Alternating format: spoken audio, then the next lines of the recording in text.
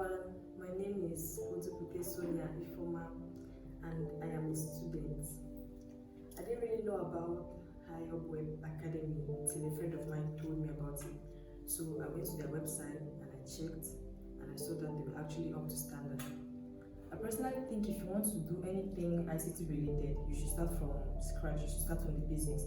So I decided to go in for the Microsoft program. In the Microsoft program, I learned how to type using Microsoft Word, how to calculate both offline and online using Microsoft Excel, how to make presentations, and how to create business cards, certificate banners, flyers, and all the like using Microsoft Publisher. My stay here was a very nice one as I had to meet with people from different places, different backgrounds, different objectives.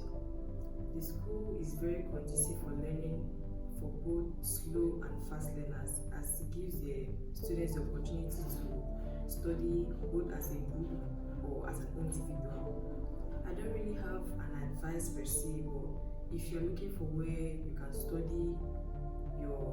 study ICT as a whole or any particular course you're looking for, the doors of Highupweb Academy are always open for you.